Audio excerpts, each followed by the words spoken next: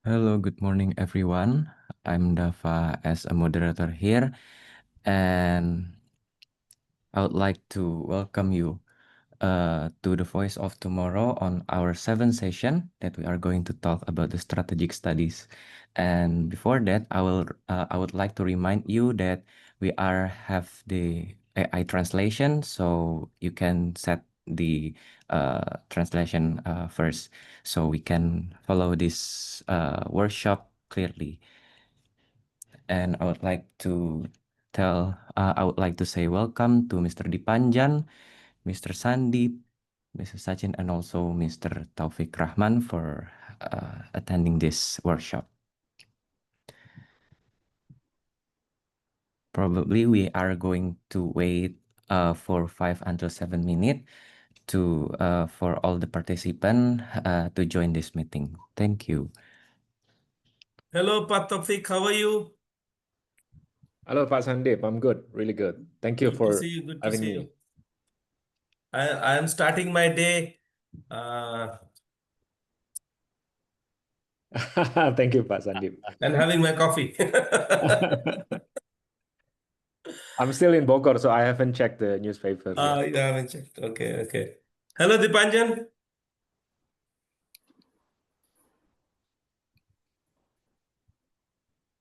We can't hear you. Dipanjan, I think you're on mute.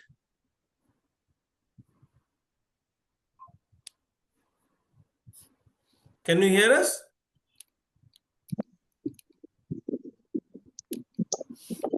Morning.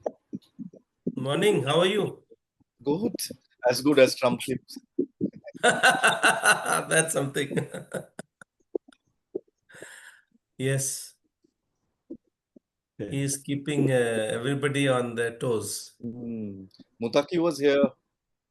Yes. Interesting. Yes. Yeah. He's still here. He's going to Deoband today.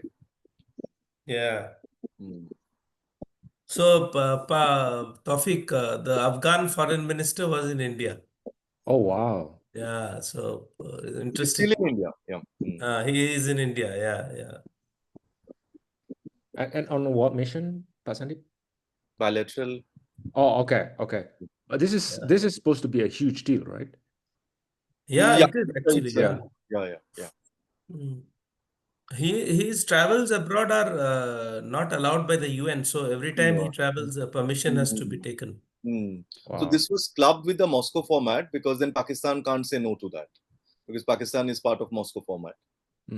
Okay, so he came from Moscow. He came from Moscow, Oh. so we worked out a deal, as I understand, with the Russians that it will club so that it can come at one go. Actually, earlier Pakistan was trying to block it. But then Americans were also not. It is very interesting, no, the way the Afghanistan-Pakistan relationship has deteriorated over the last 1.5 years. Yeah. Whereas it is Pakistan which created Taliban. So it is how things change and what comes up is absolutely unpredictable. Yeah. And also, last 4 years, it's been 4 years now since they came. If you notice that they have not indulged in any anti-India rhetoric, actually. Not a single anti-India rhetoric since the day came this time. Neither they attacked any Indian assets or any cultural. Yeah. The historical ties with Afghanistan have been so strong. Yeah. So I think they have also realized to mainstream, that if they have to sustain, they have to work out some model which they can work with modern states. Okay. This is unlike our eastern neighbor, which Ambassador Chakravorty is aware that their entire movement last year, there's a lot of anti-India rhetoric actually. So Okay. Nepal was also, there was no anti-India rhetoric by the Zen Z students. Yeah, but other than this sort of symbolic value to this visit, do you expect like real deliverables? In terms of, I think there'll be few more projects which India will fund, which will be coming up in the coming. and the embassy is being upgraded. So slowly, this is like towards the recognition of the Taliban regime. Mm. Only China also has an embassy, but he hasn't yet recognized yet. This whole Even so far, even in Jakarta, I saw that the earlier representative is gone. Now there is a Taliban head of mission in Jakarta. Jakarta. Okay. He from his dress you can make out. Though I tried to engage with him. Problem is that he doesn't speak English. He speaks only Arabic. Wow. Yeah, he Yeah. can only Down converse south. in Arabic and he speaks little bit of Hindi. Mm. But he can't. So I found Wow. it difficult to engage with him. But I have to now find an Arabic interpreter to be able to talk to him. Yeah. Mutaki can speak a mix of Urdu and Hindi actually. Yeah, he was quite good. Yeah, he spoke in Hindi. Yeah. It's Yeah. quite good. Actually, they watch Hindi movies. No, they picked up the language. So predicting international relations and strategic relations is more difficult now than the stock market. Yeah. You can you can you can predict the stock market or the price of gold, but you can't predict, Because you can't predict Trump actually. So no, you can't predict many things. Yeah. Even the Nobel Peace Prize is kind of wild Huh? card. Like, to be very honest, no one puts him or put her on the radar. Right? yeah. Yeah. Even his literature also, of course, many Nobel Prize winners of literature are not that famous globally. Famous, yeah. But this man is anti-Orban, so this is, I guess, is a move by the Europeans to send a message to Orban. Yeah, and I think the Nobel Peace Prize, I think this is also to appease Trump in a way because he's in opposition against I think it's Trump has been wanting the to get it. European way of, yeah. I don't think that there is a US, rather I don't think he'll be very pleased with this. I mean, he was expecting that he'll be nominated. No, why But should he be? Means no, but I think the Nobel Peace Prize choice is a good choice. I was personally I feel happy about it. It's first of all, it's a woman, then Latin America, and she is standing up to Maduro. Maduro, yeah, and in a way, this is also an appeasement to Trump. Like he doesn't get it, but at least someone he backs in his camp. Yeah, not to anger him too much. But the funny thing is, Trump's nomination is about, on one hand, creating peace, on the other hand, creating mayhem, complete mayhem. So you can't be nominated for one or two things compared to 100 things, which is like war within the country and all, right? Yeah, totally. He's at war with his own states. Yeah.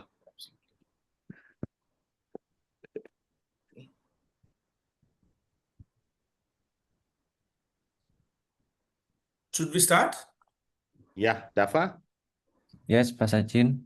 Started kan ini udah 10 almost. Okay, I think we can start from now.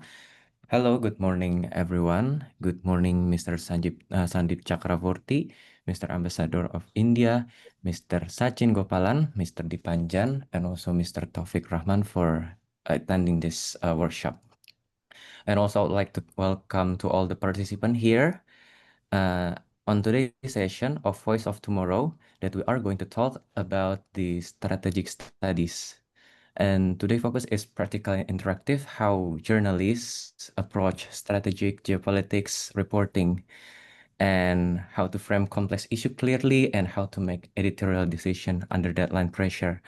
But before the session, I would like to welcome Pak Sachin to give the opening speech for today's session.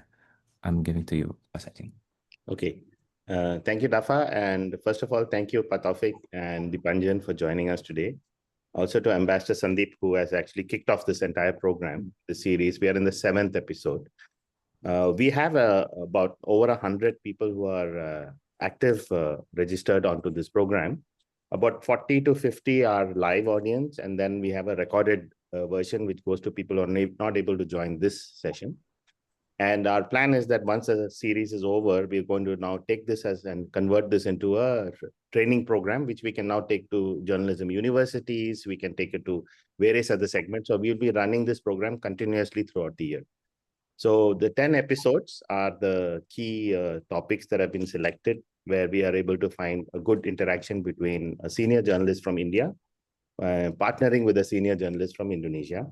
So we found that the format is quite, I would say, quite revealing and insightful.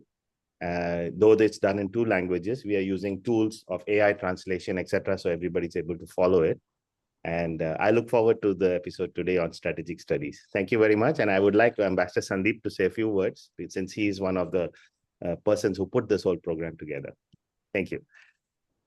Thank you, Sachin, and it's a delight to be on this session, to be with 2 friends, Taufiq and Dipanjan. Dipanjan and I go back long, more than 2 decades, and we have normally it is said that you cannot be friends with the media. Particularly, we are advised, but I think I have friends who are in the media. Let me put it that way, and. With Taufiq, over the last 2 years, we have developed a close relationship, and I'm very happy to count him as one of my friends. Sometimes I reach out to him for help, and he's always ready to help us.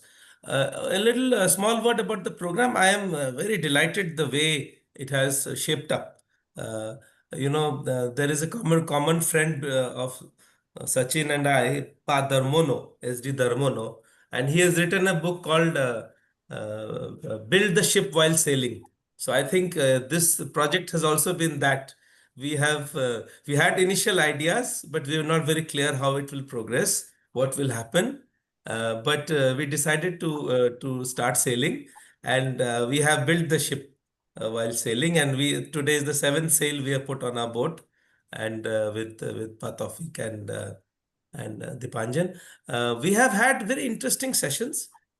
We have not dodged issues. We started off with a session on human rights, actually.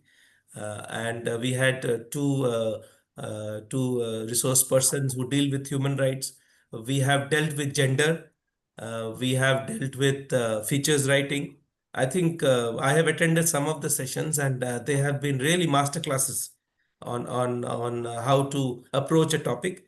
And I think a very valuable resource for young journalists, people who are getting into the career, students, and even for me, because if you are a writer, then you need these tools and techniques and how to attract the attention of the reader.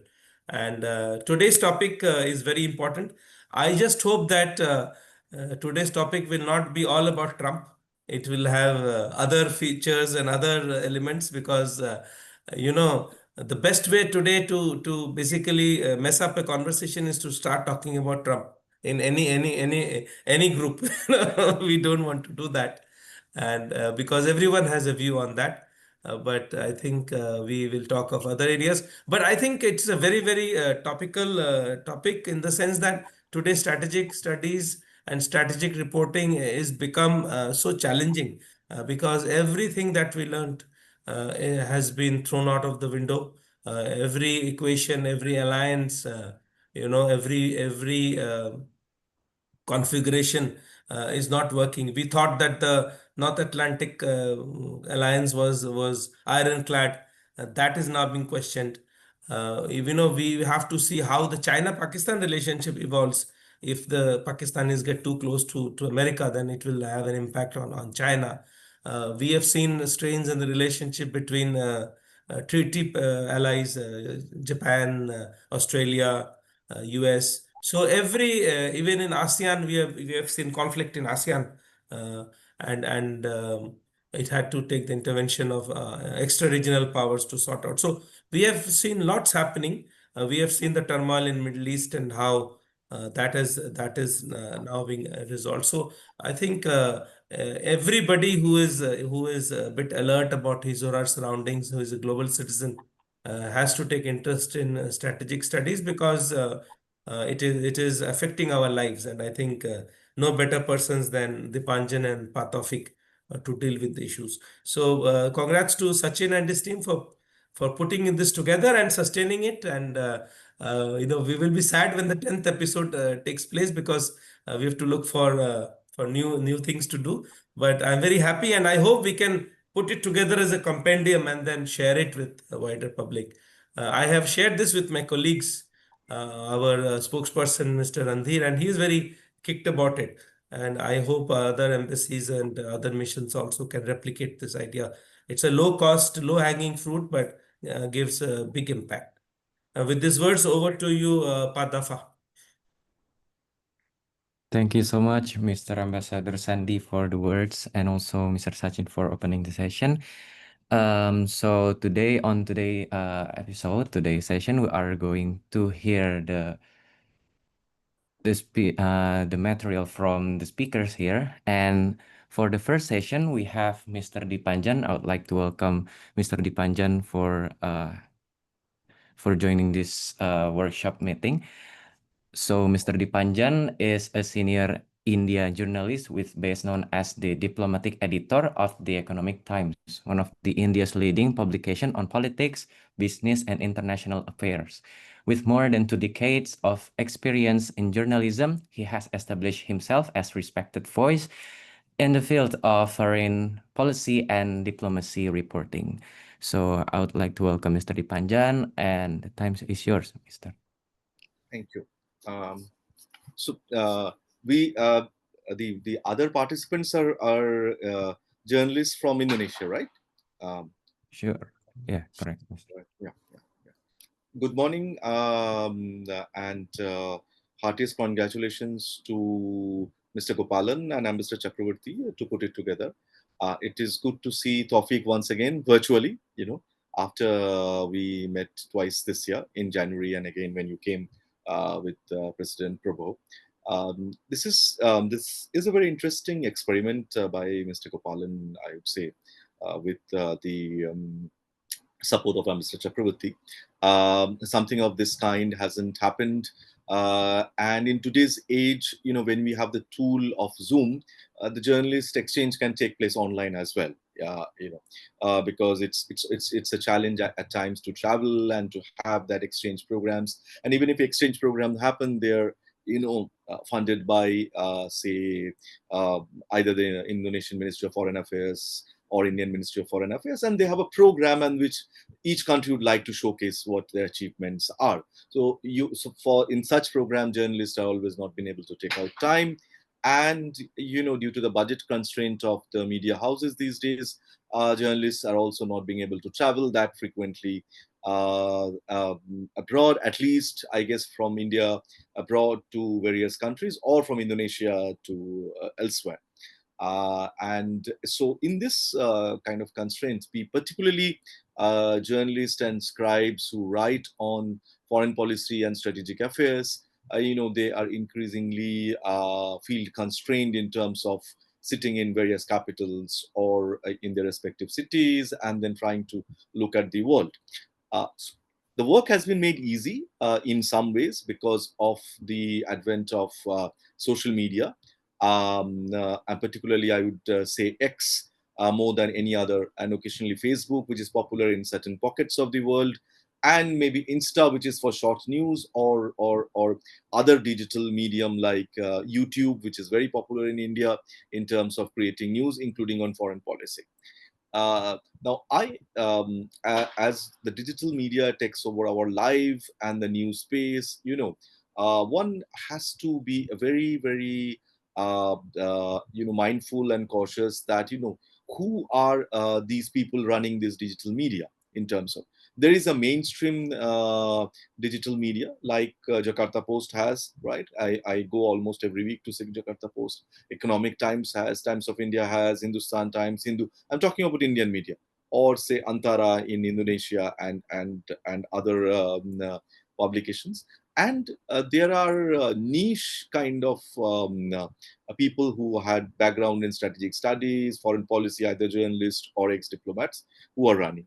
Or sometimes they might be from military background with global exposure, who've been authors also. Those are also informative at times. But what is a worry, I mean, and I would be frank in this, is there have been a lot of proliferation of unknown, faces, and we don't know who are the people behind these faces who are trying to proliferate a lot of news on international relations and all. Okay, taking a stand, which is okay, but many times they fall flat on the face because they're just picking up something from here, there, hearsay, and all. And even when some state use these tools, say to counter another one, they make it so obvious that it looks like a propaganda actually. And these propaganda tools have become, have mainstream in a way, I see. And it's not just in Asia; it's elsewhere also. And there are unknown names, which are created. We don't know whom they are, and I think that's creating not only occasionally misinformation or disinformation. I mean, misinformation is different from disinformation, but also it is impacting the credibility of or the facts, as I see. And people are sometimes quoting these, and therefore, and because the travels are constrained and therefore increasingly dependent on such handles, either on X or elsewhere, are becoming a big challenge, and how to take out the real news from there. And therefore, it is very important to go through all kind of sources. It's not just, if you're looking at digital media, then look at all sides of the digital, all voices on the digital media, and not just a particular person because he has 200,000 followers. Sometimes a person with 10,000 followers may have a better understanding or credibility, or he or she is closer to the fact than somebody is having 300,000, 400,000, because they just get, sometimes those followers are also created and they're not organic. So that's one challenge. The second one, in the field of strategic studies, as the fast-moving pace, which Mr. Chakravorty mentioned, and it's become very, very unpredictable, covering geopolitics these days, and there is no pattern even in conflict zones actually.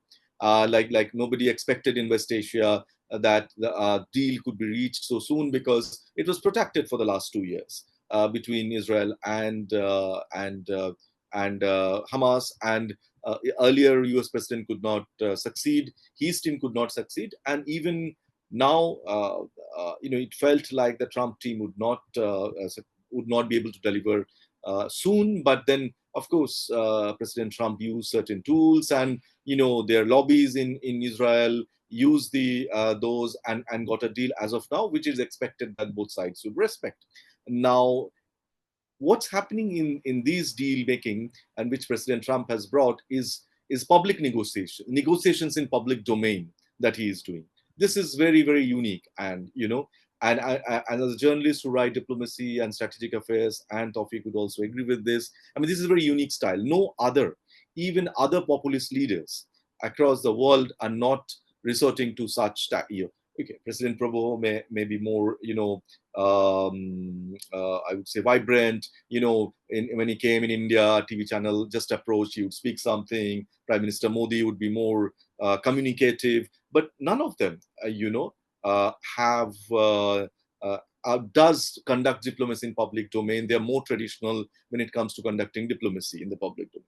President Trump is changing that, and some other leaders might take a cue from that, So that's a big challenge. Like yesterday night and this morning, he announced measures against China, and he has set November 1 as a deadline in his own words, because he's not closed the window for negotiations with China, because he's traveling to this region, probably to Malaysia, if not KL, but he's definitely there in APEC and Japan, and he probably would meet Xi Jinping on the sidelines of OPEC, and that's before November 1, and I'm sure he's going to announce a deal with it, and the Chinese know it very well, so they have kind of up to the ante, particularly with these supply chains.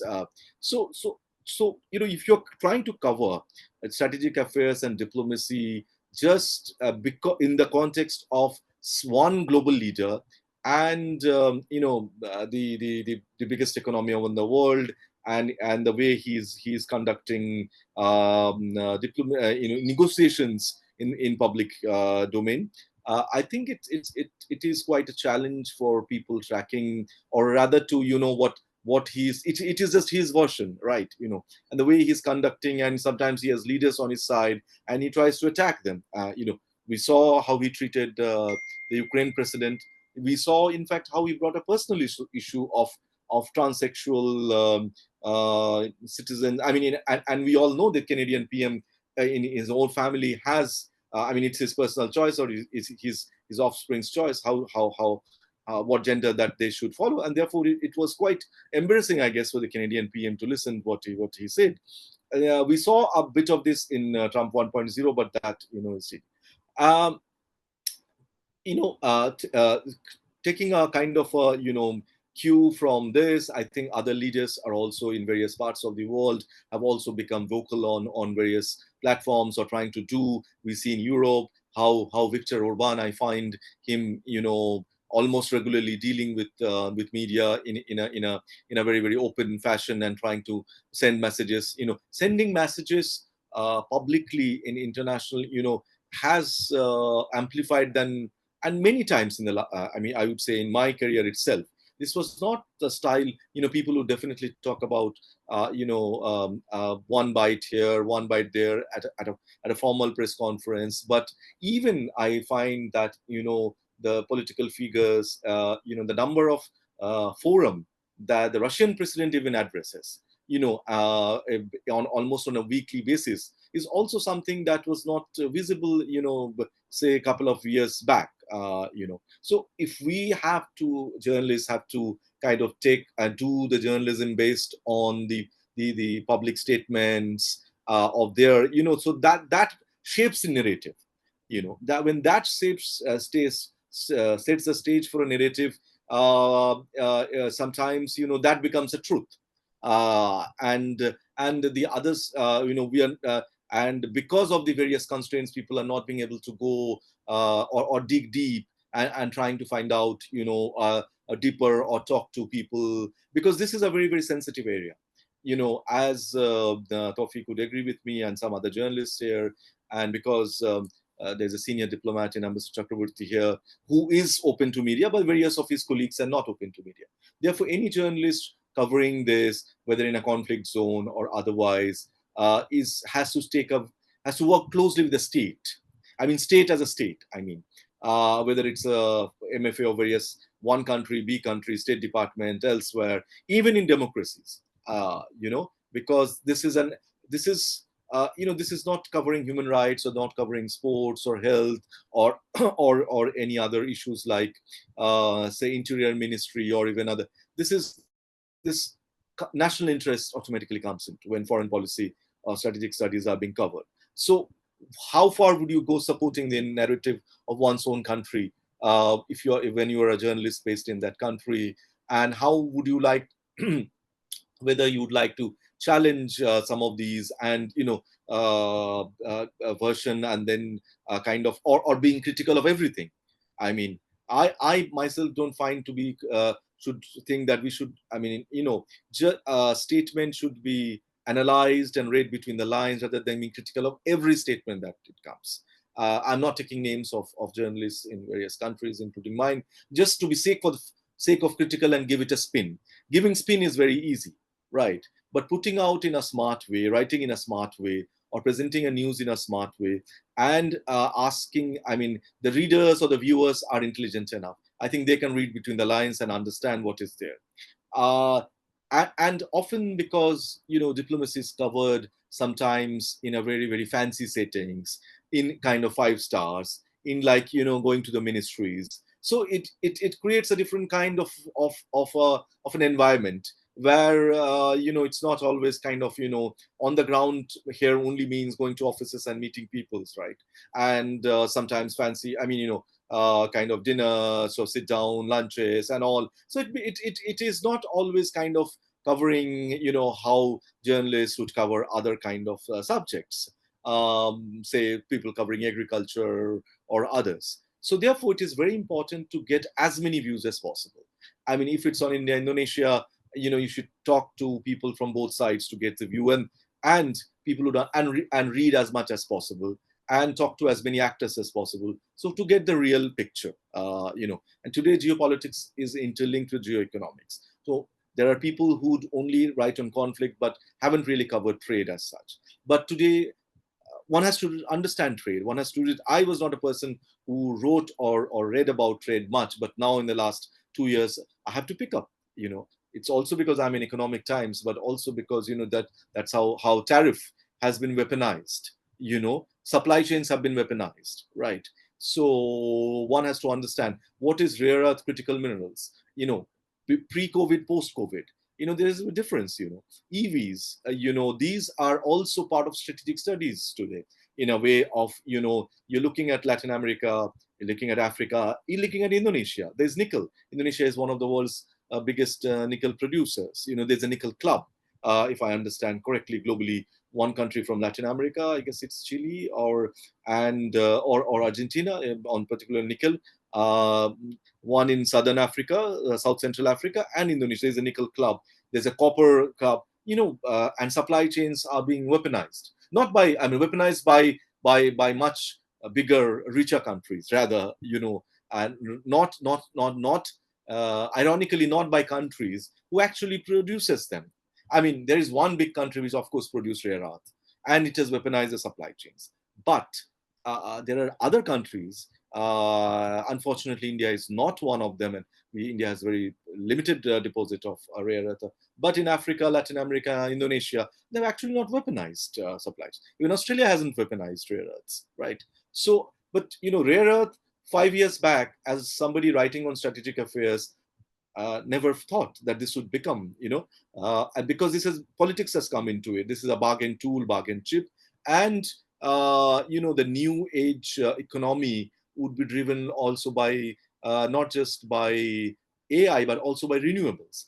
Our energy mix is changing, and it's very important to understand rare earth, because the countries no longer, when they produce joint statements, have increasingly focused on economic issues. So one has to understand the background of it, which are the suppliers, where is the supply chain coming, and what is the politics behind it.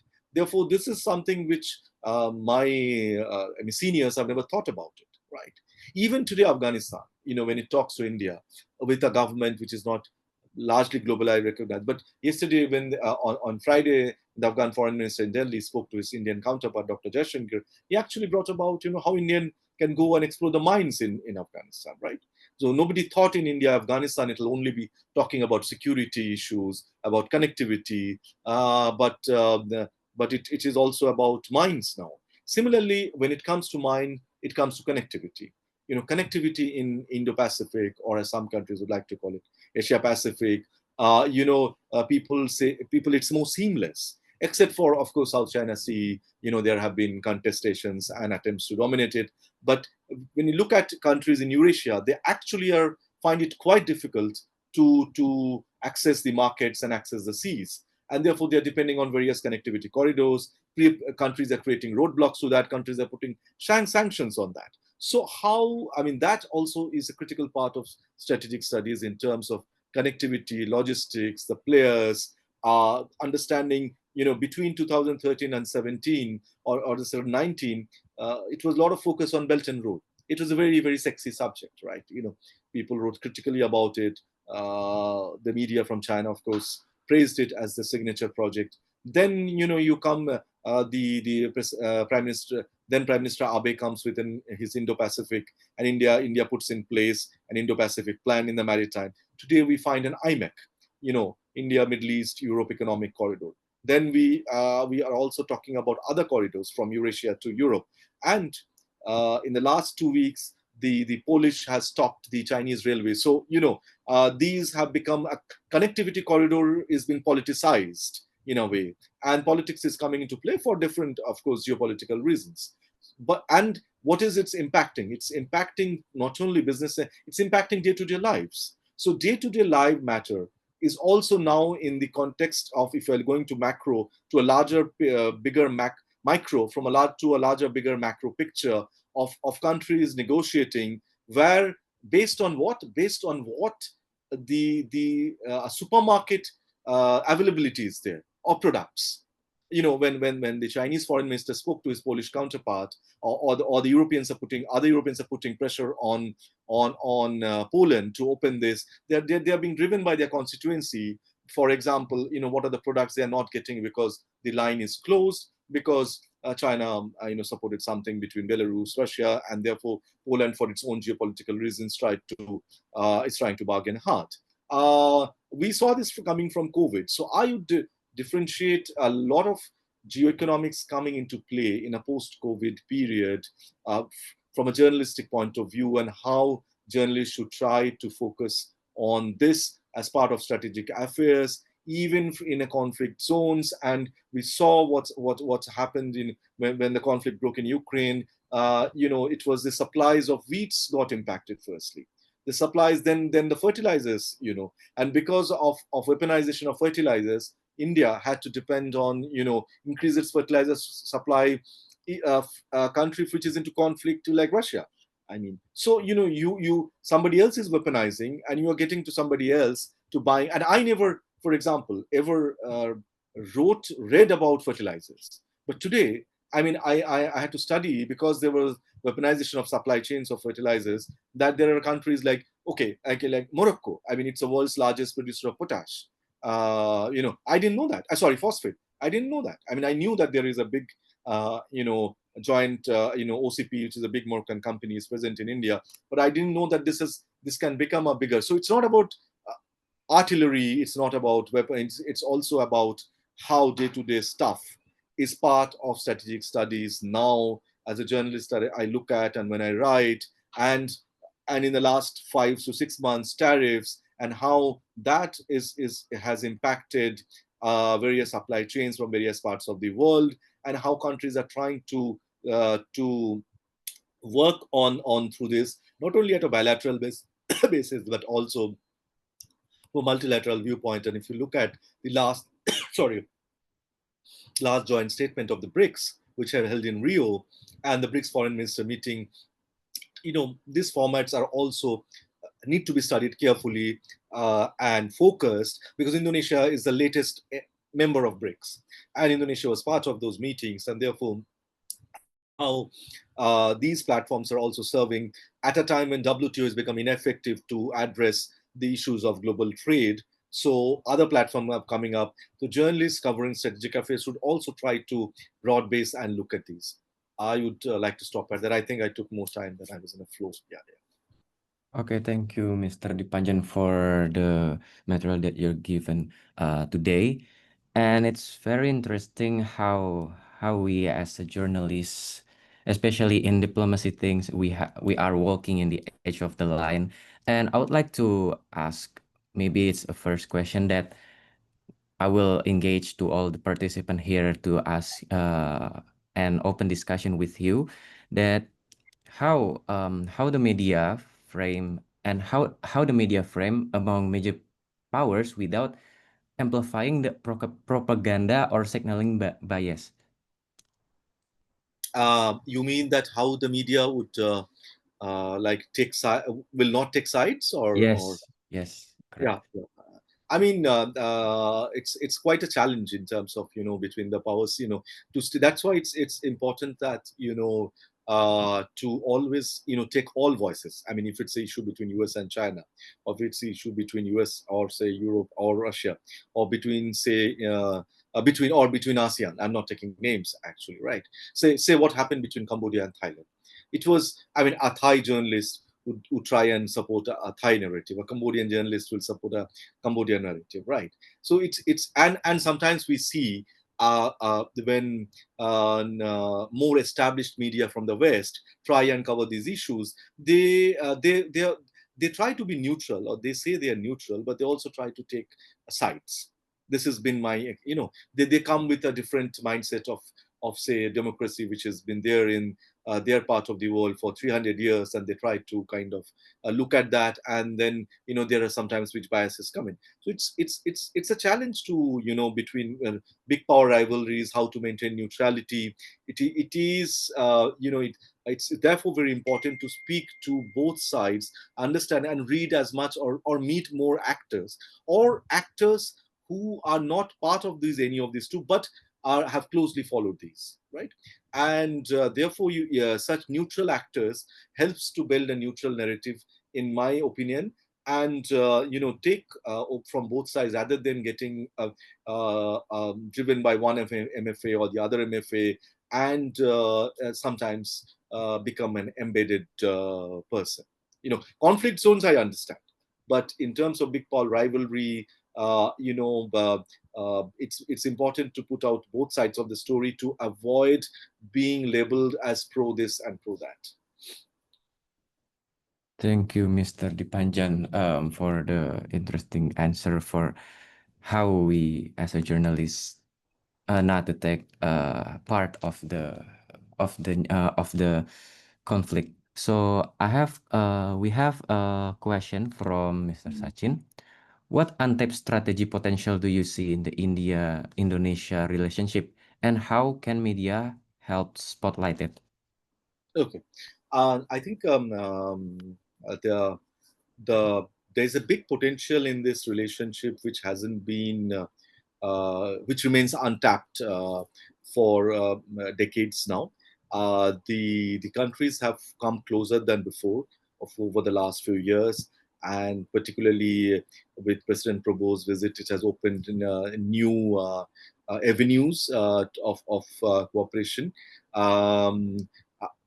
There is little appreciation, I would say, and I guess Taufiq will agree with me, in media of each other's country for each other, in terms of, not hardly an Indian journalist has been writing on Indonesia or traveling there, or vice versa, I would say. And I understand the constraints for that, right?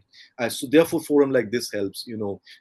Budget is a big issue for you want to be independent in terms of they will not take any sort of financial help from anybody else, but would rather try and paper. So that's a big challenge. So understanding that these two countries, I mean, a country like Indonesia, the name which has come, has been inspired, I would say, from India. The airlines Garuda is a mythological, like a figure in India. The currency, we have so much in common, yet so far. We are a maritime neighbor, India and Indonesia maritime neighbors. This itself is not appreciated in Indian media. Indian media, very few today are writing about what India is planning to develop, or how Indian government is planning to develop Andaman Islands. And Andaman Islands is the closest Indian territory to Indonesia, right? Why are Indian journalists, or Indonesian journalists, not talking about civil aviation links? I think the first is a direct links, given the traffic between the two countries, right? It's the government's job, and I know they're kind of they're raising this, but that's something that if the journalists in India or Indonesia can talk about that, that would contribute to, and would create, it would act as a pressure group on the two governments to work out a civil aviation, direct link as soon as possible. It was there earlier; it just needs to be resumed, and probably a new air services. I think there's an air services pact, and that need to be the Indonesia as a G20 member, India as a G20 member, the global aspirations of both countries. It is, India's global aspirations is clear, but Indonesia's global aspirations is not known much in terms of either in the global narrative and I as often felt that Indonesia has punched below the weight, occasionally punched above the weight, but rather tried to, in a very Japanese culture, if I understand correctly, just trying to understate. In a very, very understated manner. Getting, I would say, to begin with, getting a journalist, and I think Mr. Chakravorty had tried this to kind of help some Indian media houses to have somebody in Indonesia, right? So need not be somebody who's being posted from India, but somebody local who working as a journalist elsewhere can devote some time to an Indian news channel or a media. Of course, it will be on a professional basis and not a charity basis, and that creates knowledge about Indonesia in India, that Indonesia's economy, per capita income. It's now around 6,000, if I understand correctly.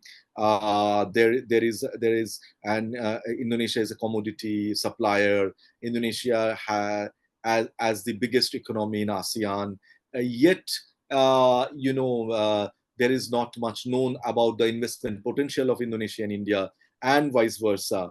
How, I mean, Mr. Chakravorty talked about Padar Mono, and Padar Mono has, I have met him once, and he has big interest in India and trying to bring Indian investments into his projects in Indonesia.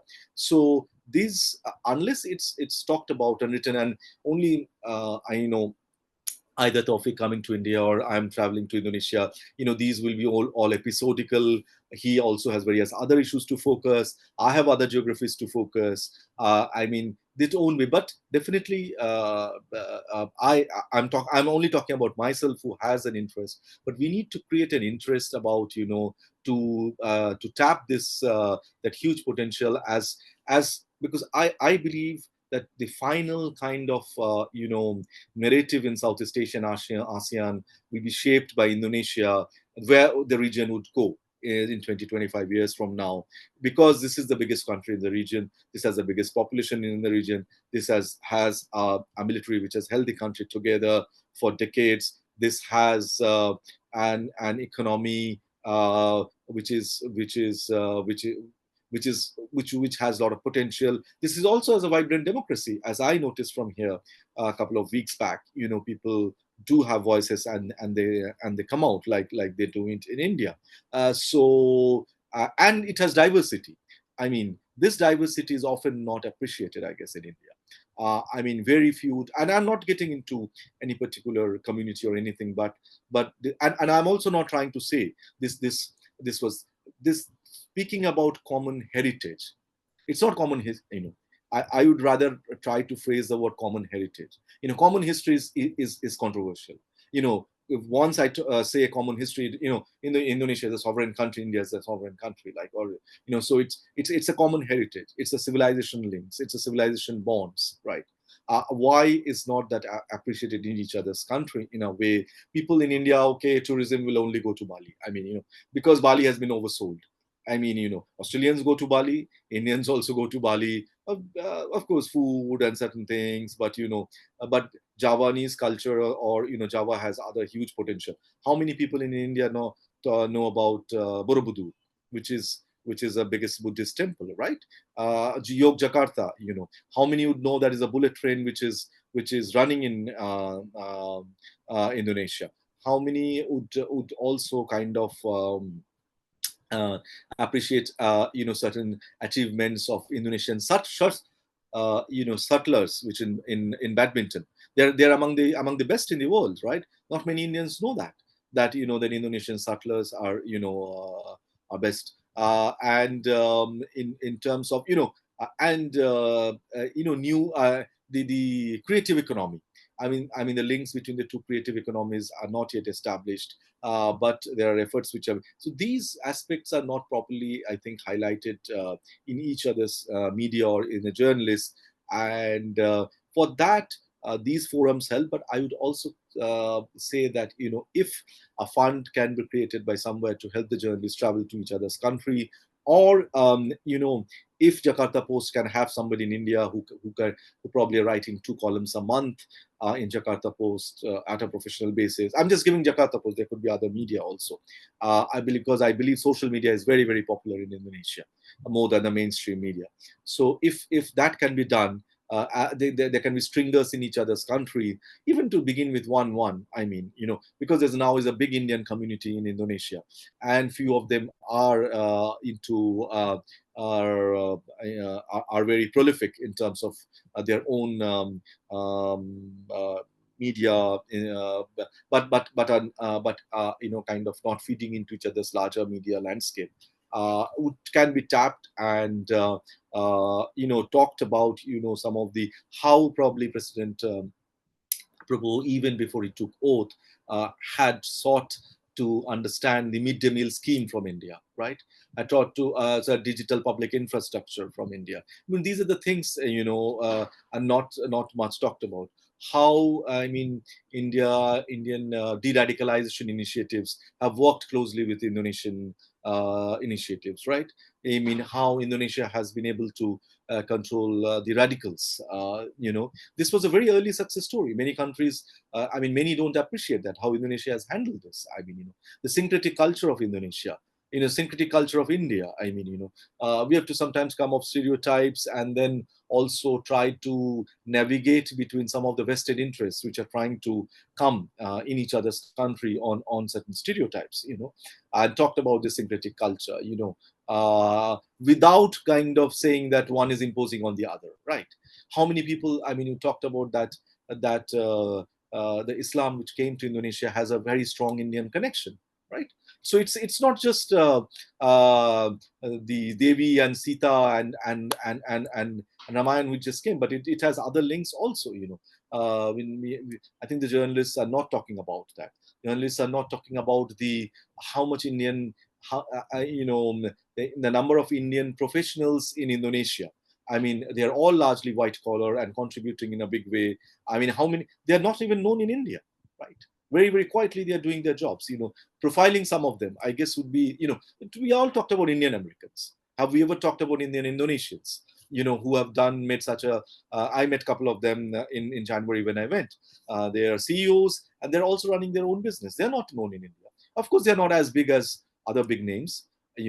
How many of them are, I mean, okay, some Indians in Singapore who have businesses in Indonesia are known, but, and we can also look at, because, Singapore and Indonesia are very close partners. I think in people to people, society, business to business, and India has a strong connections with Singapore. So can we use it as look at it as a triangle and use this in terms of civil society, in terms of media, in terms of other because Singapore has think tanks, has other bodies, and and maybe Singapore can be a ground where the two meet in terms of because India has confidence in Singapore, Singapore has confidence in India, and there are links. And I think that can also be, and there are some Indian media in Singapore, maybe they could focus a little more on Indonesia and get it covered in India.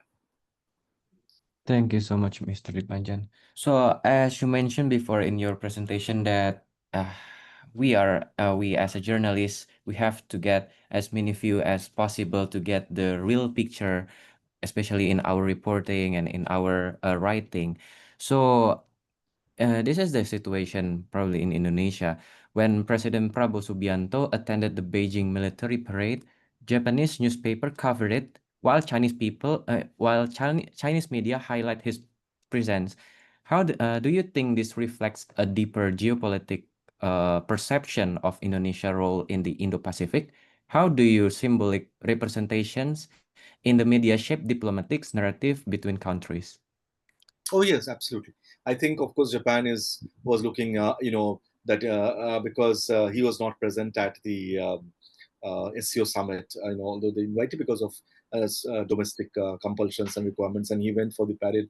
And of course, the Japanese, because I think the Japanese media, Japan has strong relations with Indonesia.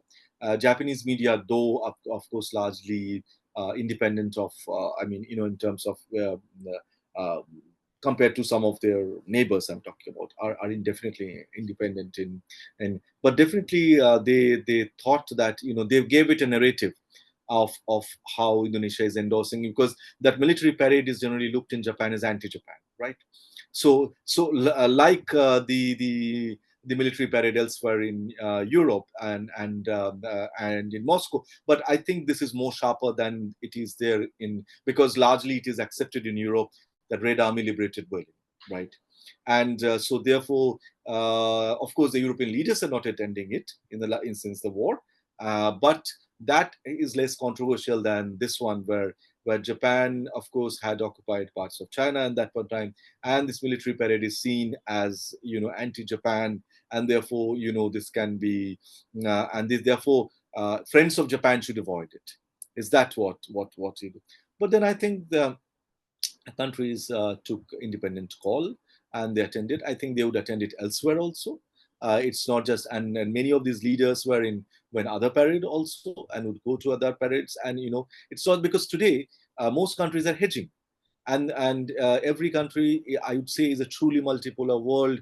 Even, I mean, when you look at the regimes in Syria and Afghanistan, if they are hedging and not getting dependent solely on the power that brought them to or helped them to come to power, I think normal, I mean, established states are hedging. Japan itself is hedging. I mean, so Indonesia, in its own right way, hedged. President Prabowo takes a lot of interest in foreign policy. It was his call to, and it was, yes, of course, Japanese media has its own, can take its view and probably did, but yes, it does shape narrative. But I would say that people who try to look at why Indonesian president went or what other presidents went, it's not because if I look at, and I'm now looking wearing the hat of an, it's not just because they went to the parade, they accepted, they became anti-Japan, right? He did not become anti-Japan, or others did not become, because many of these countries who went has very big trade with Japan, including Central Asian states of Kazakhstan and Uzbekistan, right? I think Malaysia was also there, if I remember correctly, right? They have big trade with Japan. India has its own compulsions, so Indian leadership was not present in India's relations with Japan, but doesn't automatically make Indonesia an anti-Japan country. It is just keeping all options open. Thank you, Mr. Dipanjan, for your answer. And talking about the diplomatics as a journalist, what key aspect should we focus on when in analyzing maybe something like Indonesia engagement in BRICS or other organization? I think studying multilateralism will be very important. Looking at multilateral models, studying BRICS would be very, very important, which is not yet properly studied in various countries, including in India. Indian journalists also don't focus primarily. Doesn't actually focus on multilateral forum. Very few Indian journalists do that. It's just I took some interest and have studied BRICS. Next week I'm speaking at a seminar on BRICS, actually, and I was also at a panel in OPG in Delhi University on BRICS. Next week I'll be, and then there are two think tanks which has come together, and I'm fortunate to be part of the conference. But studying, all multilateral models will be important. And that, whether it's military alliances like CSTO or NATO, studying WTO, studying UN. Of course, UN dynamics are more global, but how UN functions uniquely. I mean, UN cannot be compared because no other body has this kind of secretariat or these kind of programs. But studying BRICS and its evolution from 4 countries, South Africa joins, the expansion of BRICS, going through the joint statements of each, and trying to understand from the BRICS Sherpas of all countries. It's very important to talk to them, because not everything about BRICS is yet known. There are not many books which are available. There are not many speeches. So if to understand, read these, documents very carefully, and see where because one thing for I'm just talking about BRICS. What does BRICS stand? BRICS primarily stand for reforms. BRICS was created to create reforms. And that should be understood. Reforms, it was not about politics, or it was not of hegemony of 2 powers, 3 powers, or others. It was not about, of course, it acts as a pressure group, but it was a pressure group to create reforms. The global reforms was necessary. Economic reforms of the UN was necessary. That's why BRICS was created. So understanding this would be very important to understand BRICS and write about BRICS and analyze BRICS in future, and simultaneously understand the in international finance and sanctions. Sanctions is an issue again. It is a very, very sensitive. It is a very something which is I would say hidden in various ways. Information is very few available. But understanding, studying the documents of the U.S. State Department, which talks about sanctions. Because BRICS is trying to navigate that, creating See, a lot of things in BRICS are just idea state. Maybe they'll mature. Maybe they will remain as ideas to create pressure, right? Not get swayed by the narrative of de-dollarization or a BRICS currency. There is this tendency in some countries to get swayed by that. This is there will be definitely less and less dependency on dollars, because trade in national currency has started, including between Indonesia and India. But does not mean tomorrow that there might be non-SWIFT channels which might be worked out. But that does not mean that dollar is going up, because it's a world's reserves currency, right? And no BRICS currency is on the table. To one has to understand, not get by this. That's what I mentioned in the beginning. Not get swayed by handles in any country with which there's no name. A name is therefore which brings credibility. There are various media outlets and all. This morning also I was looking at something, some strategic forum, and I just before this program started, 4,000 followers on X. When I went to the contact and about us, I can't find any name. I mean, who created it? I mean, I understand maybe somebody, and this is an Indian context. I mean, this is so, I'm just trying to understand who would have created it, whose vested interest is there in it. Good or bad narrative, but that's a forum. I mean, they're not claiming to be a kind of, but there are these random names, and that figures, whose name is given, and then and they sometimes spread this kind of BRICS currency and all. So it's very important to kind of, navigate through this, scheme through, this, and understand that, something on that has not been, and then, BRICS, BRICS Plus. What is BRICS Plus? How far will it go for the membership? Trying to understand each country's motivation to be in BRICS, but the larger consensus that BRICS can help to bring. At least, what I've noticed that BRICS they've been much easier to work in BRICS to arrive at consensus, actually, compared to other groups. Just compare BRICS with SCO. There are many common members, right? But it has been easier in BRICS to have an understanding to arrive at consensus. Thank you, Mr. Mr. Dipanjan. I'm totally agree with you that before we dive deeper and deeper, we have to understand the fundamental thing about the BRICS itself or other organization that we are going to write or we are going to discuss more. And I have another question. Is strategic studies? I'm taking that part of its time because we have 1 more hour left, right? So, yes, this is probably this is the last question for today's session. So and then the part of it comes, right? yes, after this we have part of it session. Is strategic studies means mixing all needed knowledge like geopolitics, geoeconomics, and so on in one article, or can you give us the example for the reporting like that? No, you mean it can be completely strategic affairs also. It need not be a mixing, but these days you cannot really differentiate, you cannot compartmentalize.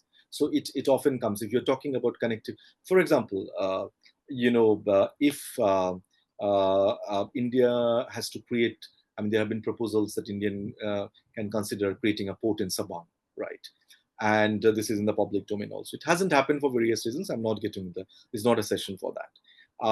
But why Sabang? Sabang's strategic location, what importance will Sabang serve in terms of economics, how it can feed into Andaman, in terms of Andaman's economy. So it would all come together. I mean, connectivity, logistics, strategic studies, or trade, and just a small example in the Indonesian Indian context. So I think it's always not.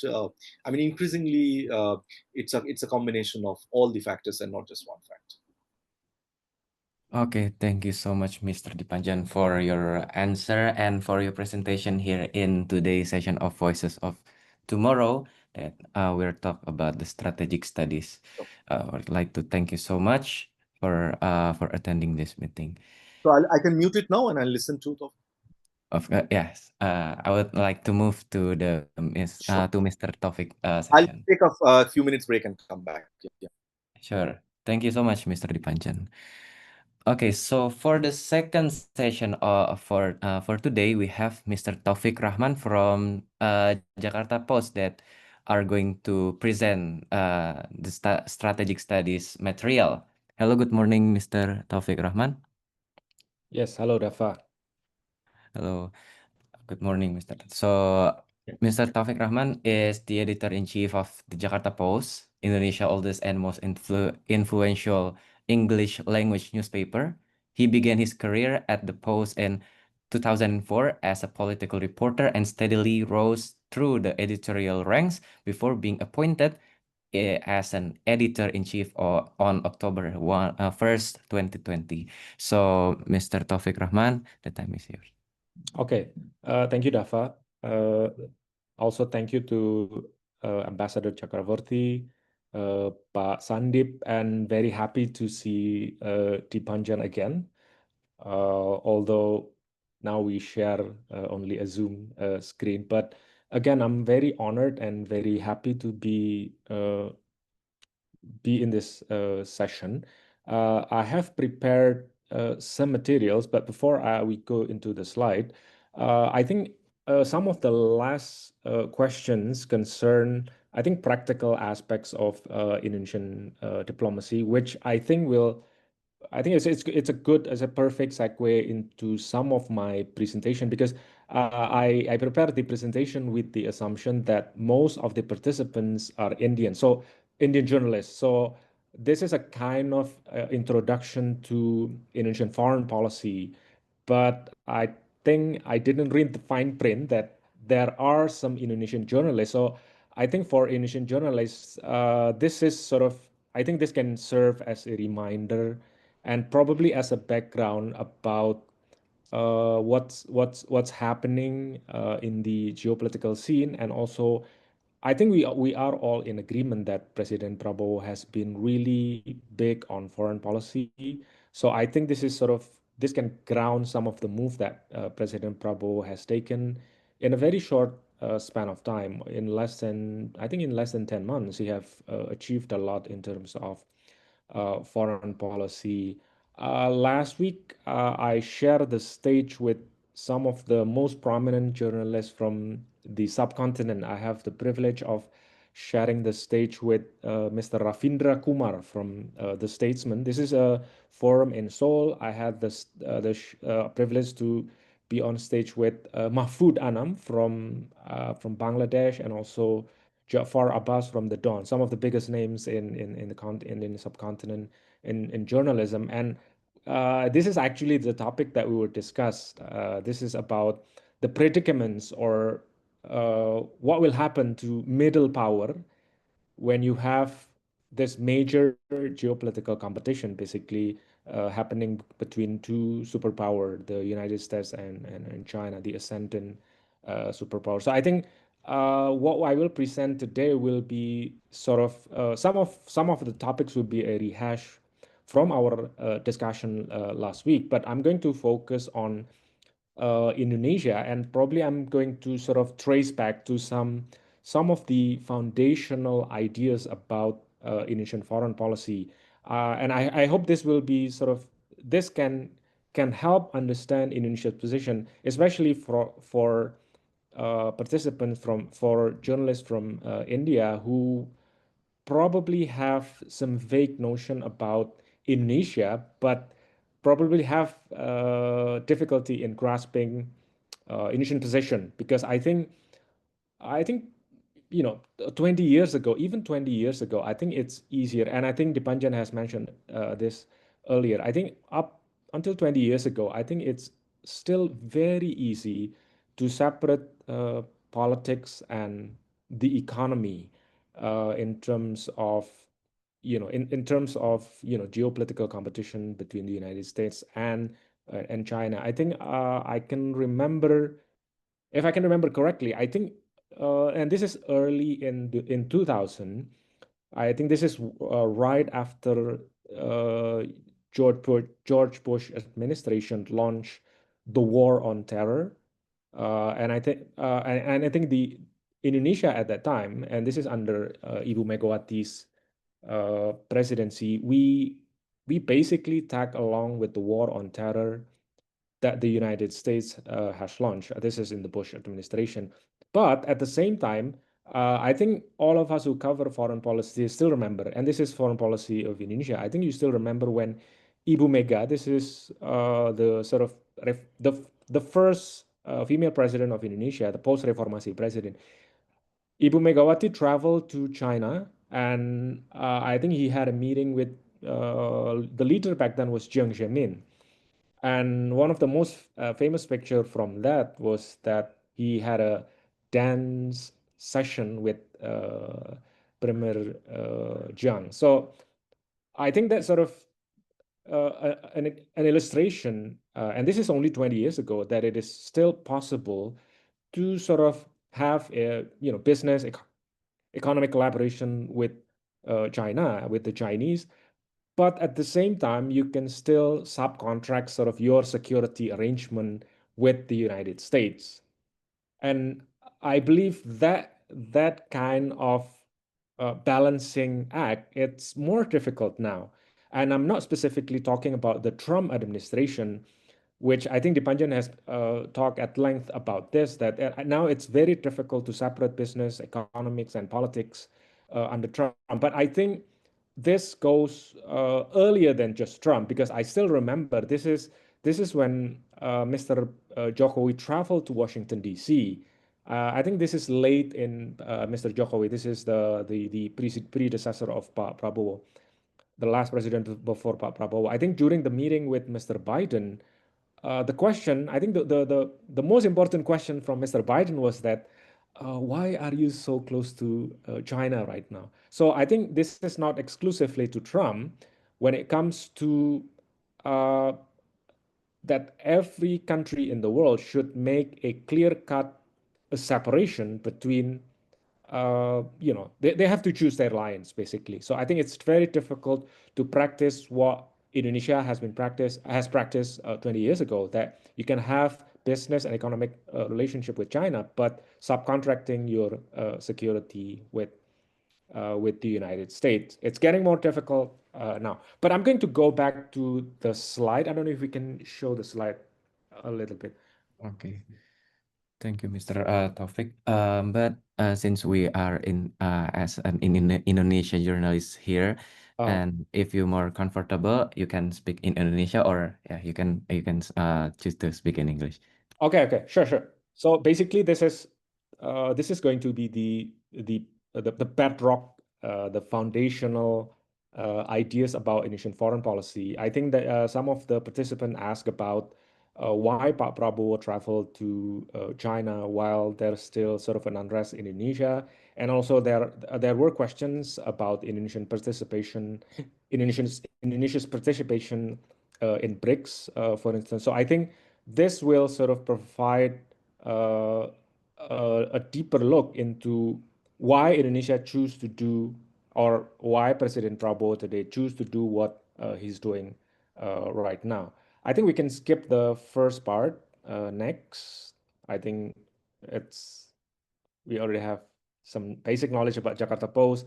I represent the Jakarta Post. This is, I think, the oldest English daily in the country, and I think given its nature as an English daily, the only English daily in the country, I think it's only natural that the Jakarta Post cover foreign policy. And when it comes to foreign policy, I think we focus mostly on Indonesia's position in the world, so that foreign audience can understand Indonesia's position in the world. So basically, the Jakarta Post is a sort of world's window into Indonesia, and probably a little detail on that.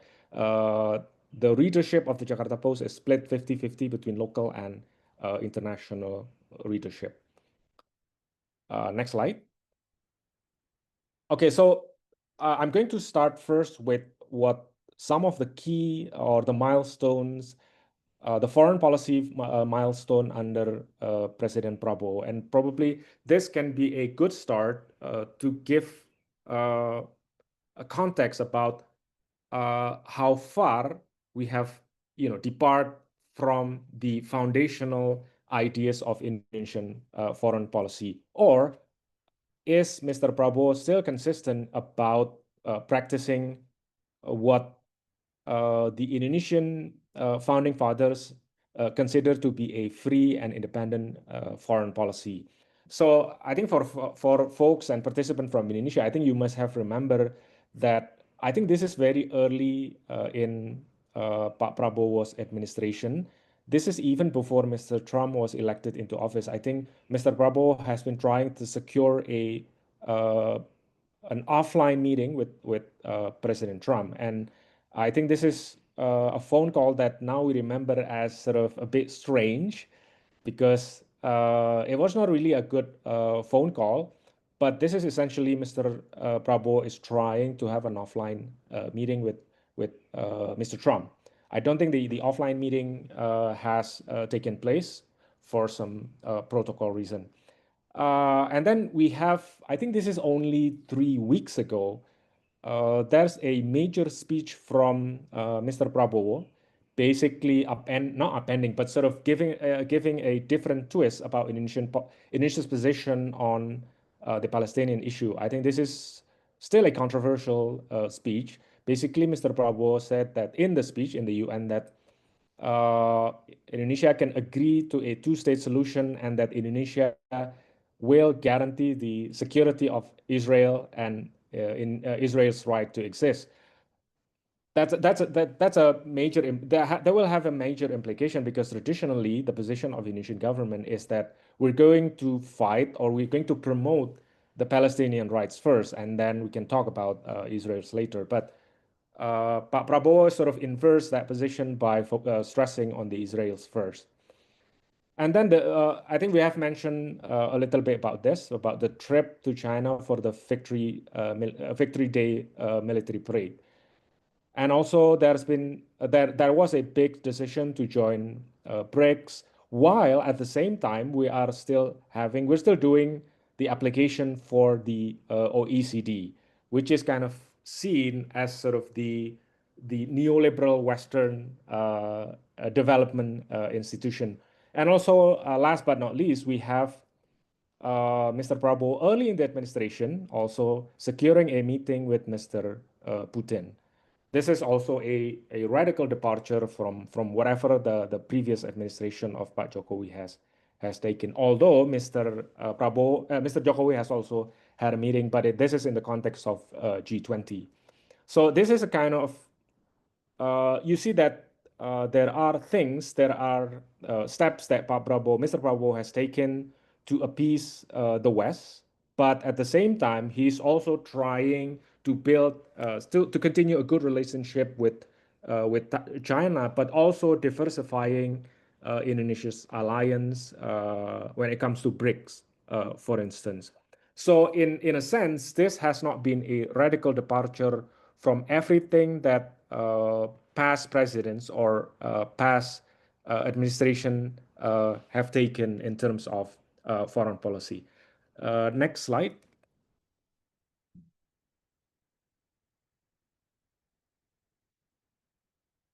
Okay, so this is for folks from India. This is sort of the historical look of how Indonesia proposed the idea of that Indonesia should be having a free foreign policy, but also at the same time very actively engaging itself in international affairs. And I think we have to remember, and I think colleagues from Indonesia understand this as well, that the modern day Indonesia, the modern nation state of Indonesia, was born during the fierce competition between the sort of the Western power, the capitalist neoliberal order set up by the United States, while at the same time we have an ascendant communist bloc, the Eastern communist bloc. So Indonesia is sort of a wedge between these two major geopolitical rivalry between the East and West. And I think this is Mr. Hatta, the first vice president, coining the term of free and active foreign policy, simply to assert Indonesian role to maintain its independence in between the major rivalry between the East and the West. The other doctrine, the other Indonesian foreign policy doctrine is also contributing to the world peace. This is, I think, one of the first article mentioned in the preamble of the Indonesian Constitution, that Indonesia should contribute its resources to world peace, in creating of the world peace. And also, given the traumatic experience from colonialism, I think Indonesia has been jealously guarded its sovereignty, because this has been a hard-won battle for Indonesia to finally get its independence. And also on the issue of colonialism, I think Indonesia has been very adamant on having its self-determination. This is the free part of the free and active foreign policy, that Indonesia is free to chart its own course in international politics without having to be forced to side with the East and the West. And one of the first, and I think major manifestation of that principle was the Bandung Conference, I think, which is the perfect encapsulation of all the ideas about self-determination, because Bandung Conference basically gathered together new emerging powers in a post-colonial world. So I think Indonesia has been really active, and it has been free to choose its own foreign policy in the context of competition between the East and the West. At least this is sort of the foundational ideas that Mr. Hatta and the foreign policy establishment set up soon after Indonesia gained its independence. But I think folks from Indonesia, I think colleagues from Indonesia understand that this is not the case, because this is sort of the ideal version of Indonesia's position, uh, uh, founded soon after Indonesian gained its independence. Because I think in the second decades of Indonesian independence, starting in 1959, Indonesia sort of took a hard left turn, and I'm going to show this in the next slide. So again, I think if Indonesia is founded on the principle of free and active foreign policy, and that Indonesian free position is taken against the context of the competition between East and West, I think starting in 1959, this is when this is the first President Sukarno, consolidated his power, because right after 1959, he sort of accumulated power that he finally can control major parts of Indonesian politics, and he's free to decide which foreign policy direction that Indonesia will take under his watch. And I think, again, folks from Indonesia understand this very well, that starting in 1959, again, this is a bit, simplified version of some of the timeline, but starting in 1959, Indonesia sort of took a very hard left turn by moving closer to the Soviet Union and China, the two major communist power in the world back then. And from domestic point of view, because I don't know if folks, if fellow colleagues from India doesn't understand the context, is that basically in the formative years of Indonesian nationhood, this is soon after independence, there was a fierce competition between the Indonesian Communist Party and the military. And right around 1959, 1960, President Sukarno decided to bet against the military by embracing the Communist Party. And I think that's sort of the domestic factors that allow President Sukarno to make the leftward shift in Indonesian policy, Indonesian foreign policy. Although early in the 50s, I think President Sukarno was trying to make, try to also balance Indonesia's position with the United States. But I think if you look in that period in Indonesian history, there's a lot of unrest that is basically created by forces tied to elements with the United States security establishment, the CIA operation in the 50s, to basically create problems for Sukarno.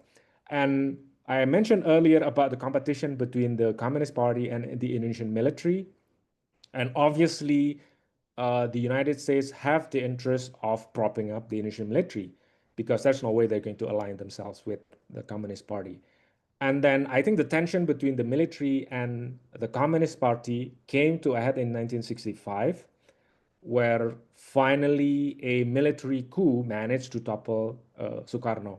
So this is sort of the first part, the first major part of Indonesia's having to swing from right to left, and this is the sort of the first swing towards the left. And in the next period, and this is 1965 to 1998. In the next slide, probably I'm going to rehash a little bit for my Indonesian colleague that this is what we call as the New Order era. And this is going to be a repudiation or all correction towards whatever that Mr. Sukarno had been doing in almost 20 years in power. This is under President Suharto. In the next slide, please. So again, despite the policy pronouncement that Indonesia should be free and active in terms of foreign policy, in the next episode, we were seeing that from the swing hard to the left Indonesia under President Suharto, this is a military general that rose to power in 1965 after the cracking down of the Communist Party. So General Suharto is anti-communist general who managed to have succeeded in cracking down and disbanding the Communist Party. And I think if you read some of the studies from even from the Americans, people from the Cornell University, the Cornell paper mention about the role of the United States, especially the CIA, in helping the cracking down of the Communist Party in Indonesia. And the next logical step for Indonesia, obviously, is to cut ties with China. Because there has been an accusation that China has a major role in the rise of Communist Party in Indonesia, and also they have a role in the anti-military coup in 1965. And also, obviously, after cutting ties with the left or the communist bloc, Indonesia back to the embrace of the Western power. And for obvious reason, I think United States, American companies start to do business again in Indonesia. Another crucial role that Suharto had played in sort of serving as a guardian for Indonesia against communism is the setting up of ASEAN, because basically ASEAN is a regional grouping set first to stave off or to mitigate the impacts that some of the communist countries in Southeast Asia is doing. And next, again, this is with the support of the United States. Indonesia in 1975 decided, 75, 77, Indonesia decided to invade East Timor, also from the fear that this can be this is a very small nation in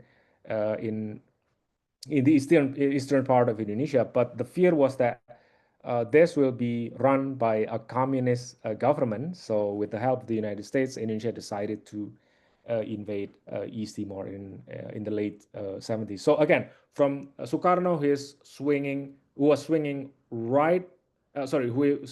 extremely to the left. Now we have Suharto going extremely to the right. And this is something that after Reformasi is going to be corrected by post-Reformasi president. I think with the experience of Sukarno and the experience of Suharto, post-Reformasi president, so basically Suharto was toppled from power in 98, and all the executive leaders, all the presidents after Suharto is trying to make a course correction in that, because I think opting to stay in one side, I think it's very risky for Indonesia. In the case of Suharto, I think the decision to align Indonesia with the US, for instance, has resulted in a massive violation of human rights, because Indonesia was under dictatorship. there's a lot of a lot of accusation of human rights abuse under Suharto. So the expense from having to align itself with the United States was that Indonesia was not a free country. It's an authoritarian regime. And also under Sukarno, the risk was that there has been a political instability that comes from the competition, the fierce competition between the communists represented by the Indonesian Communist Party and the military. So I think post-reformasi president, right after 98, all the presidents, all the foreign policy apparatus decided to revert back to the free and active foreign policy. And I think I mentioned earlier about Ibu Mega traveling to China to dance with Jiang Zemin, but at the same time, Indonesia is fully behind the United States in the war on terror.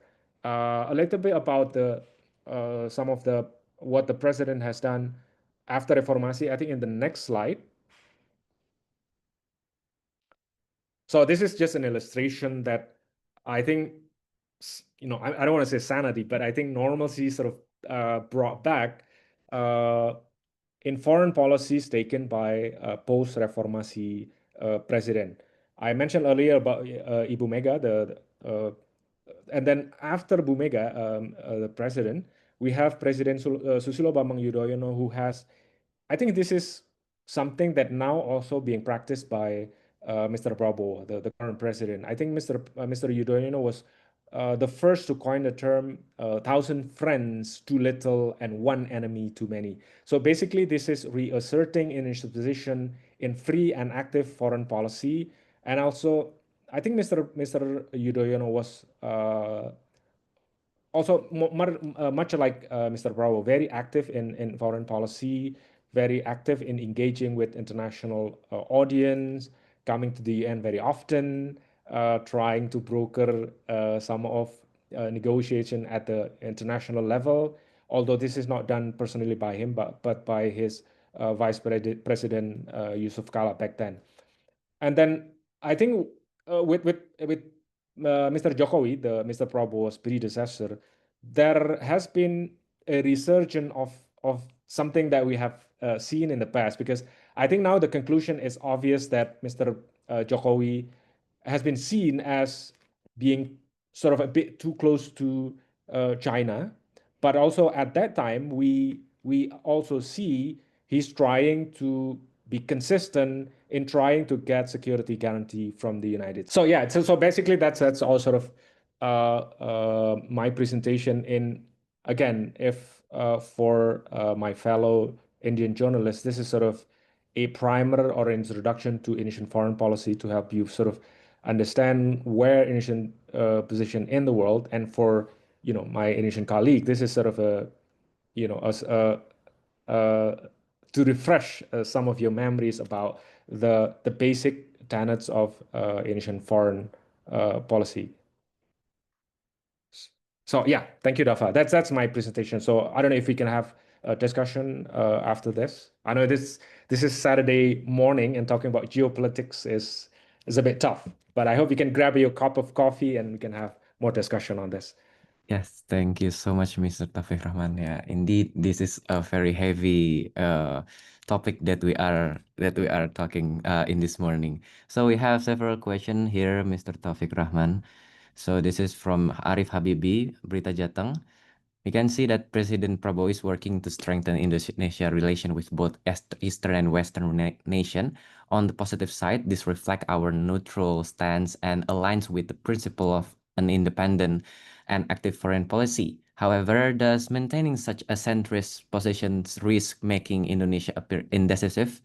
After all, we still face external pressures such as tariff from the Trump administration, while our ability to assert strategic autonomy as India or China have done remains limited. Yeah, I think earlier in the presentation I mentioned something about given the increasingly fractious relation between the US and China, I think it's very difficult. And again, I have to mention about the fact that the Megawati administration decided to back the United States in the war on terror, but at the same time coming to China, to have a good economic ties with China.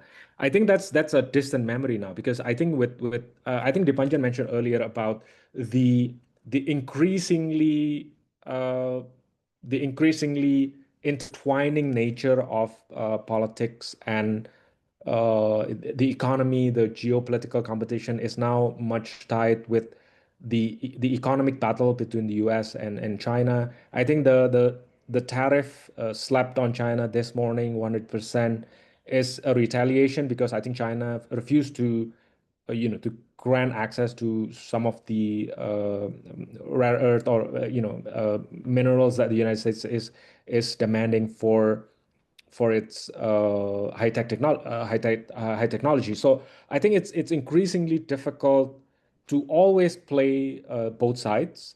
Uh, but I think if history can be our guide, I think the implications for Indonesia, if you make a drastic decision to align yourself only with one side, I think the risk for Indonesia especially has been very disastrous, right? When again, when it comes to the Sukarno administration, I think the end game for Indonesia, it's so disastrous that we have, some scholars say that this is basically a mini genocide, right?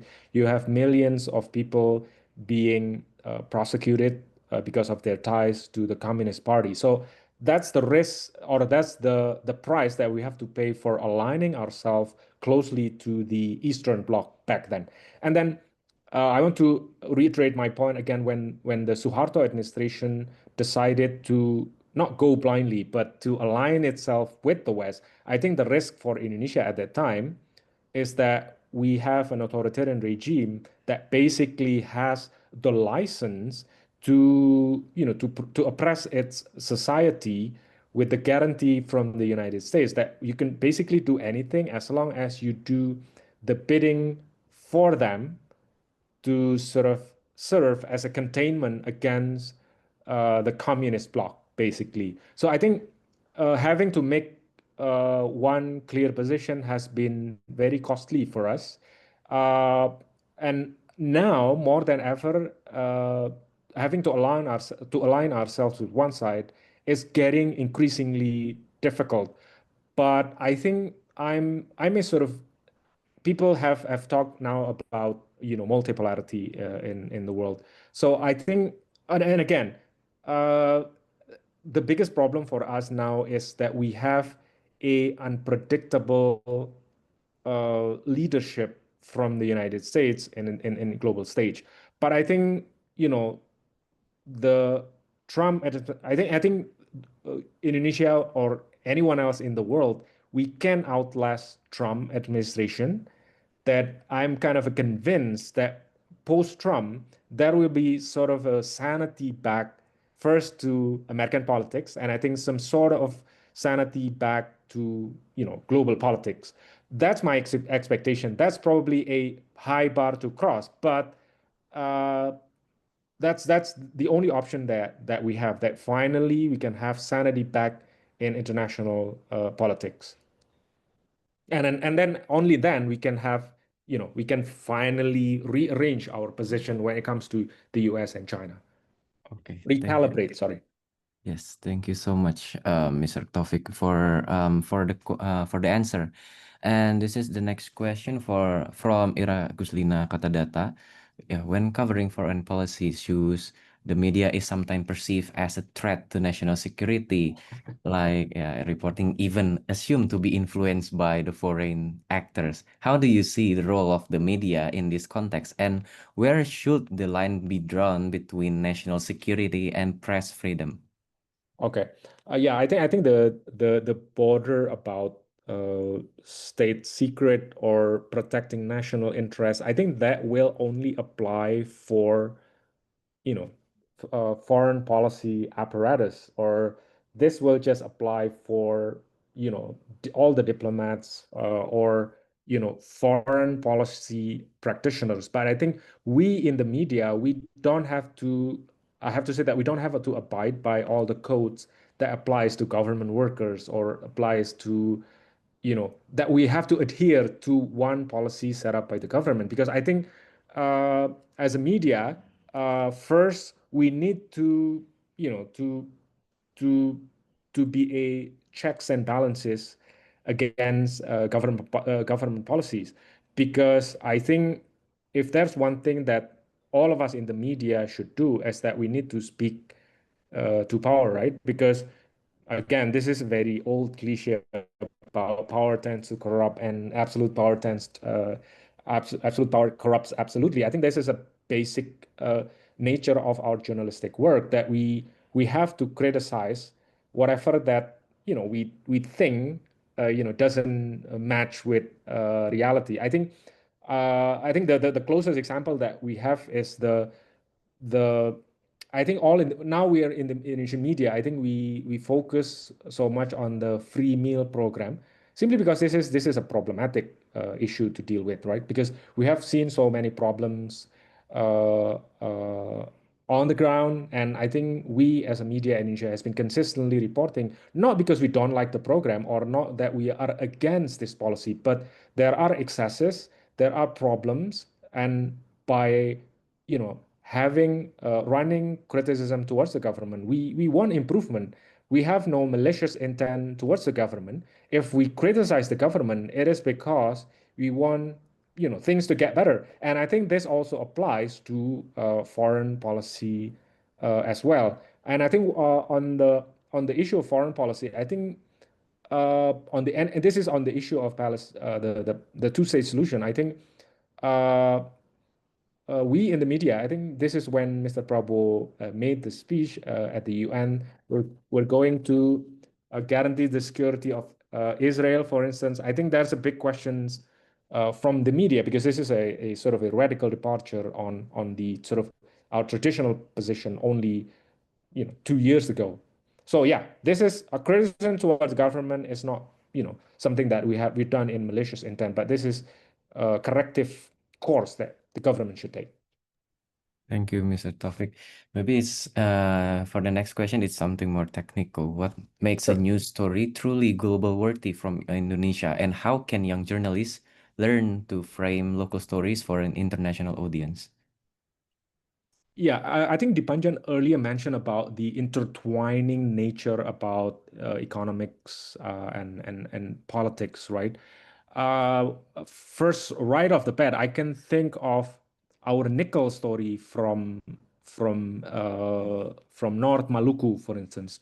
That's basically a geopolitical story, because in the scramble for resources for the new energy sources, I think now Indonesia, as the largest producer of nickel, we can contribute to how the future of mobility or how the future of energy is decided. So if you run a environmental pollution in North Maluku, that's a geopolitical story.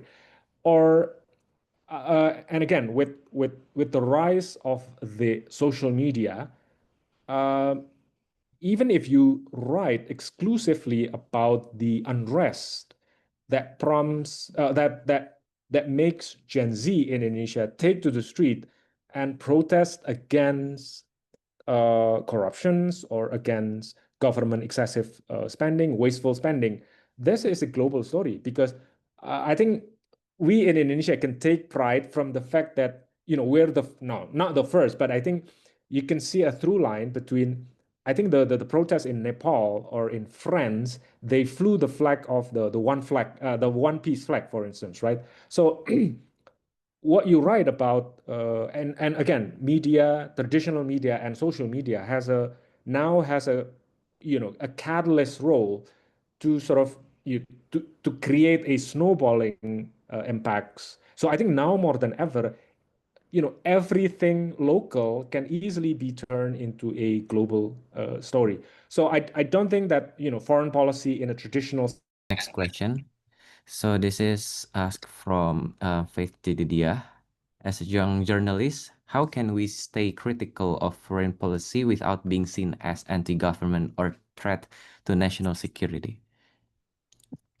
Oh, that's a no. I think it depends on the government, because I think it's not up to us to decide, right? Because because we in the newsroom, we never. Yeah, again, I want to sort of reiterate my point earlier about that. I think we in the newsroom never have any malicious intent towards anyone, or I think if we abide by journalism or journalistic standard, the code of ethics, there's no way for us to run stories that is intended to be to create problems. So I think it's up to the government to decide whether or not they can accept criticism, or they want to have a policy discussion with the media, or not treat criticism towards or in the case of foreign policy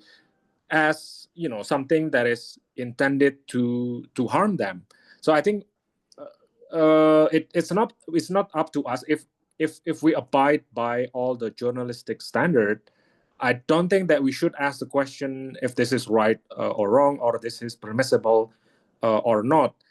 Again, it's up to the government to decide if they want to engage in a healthy discussion about the direction of foreign policy, for instance, or if they really want to get our thoughts, our inputs on how the foreign policy should be conducted. Again, for Indonesia, this is probably of little relevance. But I think if we're talking about major power like the United States, which could launch a war in distant territories, the war in Iraq, for instance, I think one of the biggest problem with the war in Iraq is simply because the media establishment back then was all in, working together with government to drum the beat of war in Iraq, for instance. So I think that's a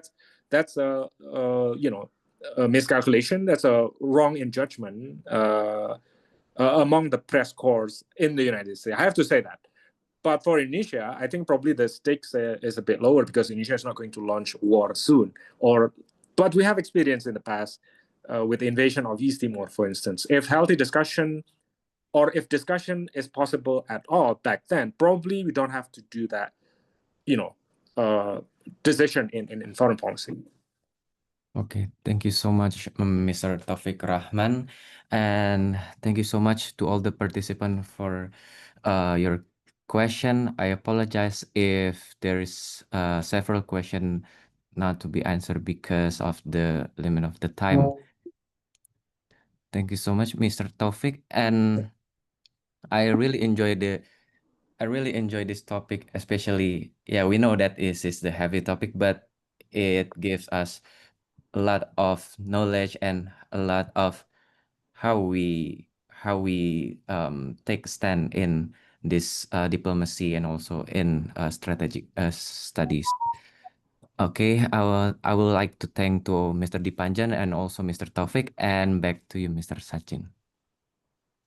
Thank you, Dafa, and thanks to Dipanjan for joining us today. I think that was a fantastic session.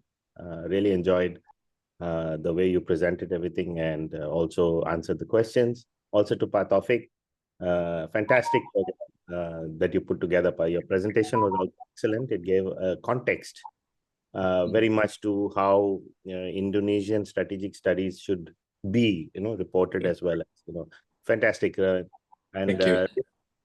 Thank you for that. And don't worry about the technical difficulties. We'll be editing it out, and we'll be putting it into a session going forward that will be much more seamless. So that's fine. And I'll connect with you separately for a column or something. Yeah. Sure. Fantastic. And thank you, Dafa. You did a great job once again of putting together a really good episode. And I'm looking forward to how we can, do more of this over the next few weeks. Thank you so much, and have a great. Thank you. Thank you so much, Mr. Taufiq, and thank you so much, Mr. Dipanjan. Thank you so much to all the participants. See you on the next Voice of Tomorrow session. Have a great weekend.